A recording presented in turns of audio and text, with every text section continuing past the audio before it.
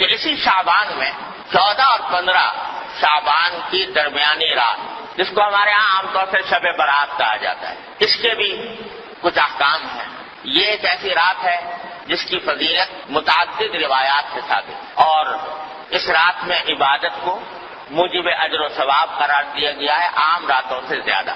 آج کل بعض حضرات یہ فرماتے ہیں کہ شب برات کی کوئی حقیقت نہیں ہے، یا اس کے بارے میں کوئی صحیح حدیث سے ثابت نہیں ہے۔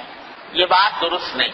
حقیقت میں شب برات کی فضیلت 17 صحابہ کرام رضی اللہ تعالی عنہما سے روایت ہے، 17 صحابہ کرام سے، تو انہوں نے نبی کریم صلی اللہ علیہ وسلم کی طرف سے یہ بیان فرمایا کہ اس رات میں عبادت کرنا فضیلت رکھتا ہے۔ ان میں سے بات روایتیں صنعت کے اعتبار سے کچھ کمزور بھی ہیں، لیکن مجموعہ ان تمام روایتوں کا، 17 روایتوں کا، یہ بے اثر اور بے بنیاد نہیں۔ اس لیے علماء محققین کا کہنا یہی ہے کہ شب برات یعنی 14 اور 15 کی درمیانی شب یہ خصوصی فضیلت رکھتی ہے، اور اس میں عبادت کا اہتمام کرنا، نمازوں وغیرہ کا، نفلی نمازوں کا، یہ مسلمانوں کو اس کا اہتمام کرنا چاہیے۔ اور اس میں بعض روایتوں سے معلوم ہوتا ہے کہ اللہ تبارک و تعالیٰ کا منادی اس رات میں آواز لگاتا ہے کہ الا هل من مستغفر فاغفر له، سنو کیا کوئی ہے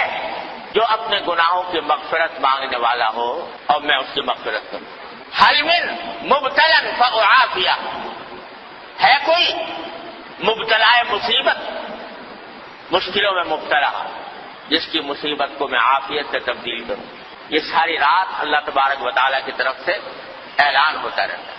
لہذا اس رات میں جاگنا اور عبادت کرنا یہ عام راتوں سے زیادہ فضیلت کا سبب ہے۔ دعائیں کرنا، بشرطے کہ وہ عبادت اسی طرح کی جائے جس طرح جناب نبی کریم سرور دو عالم صلی اللہ علیہ وسلم نے فرمائی، اس میں بھی اپنی طرف سے کوئی اضافہ نہ ہو۔ جیسا ابھی میں نے بتایا، مثالیں دی آپ کو کہ اپنی طرف سے اضافہ کوئی شریعت میں مقبول نہیں۔ کل محدثۃ بدعہ وکل بدعۃ ضلالہ، ہر نئی بات جو انسان دین میں پیدا کرے وہ بدعت ہے، اور ہر بدعت گمراہی۔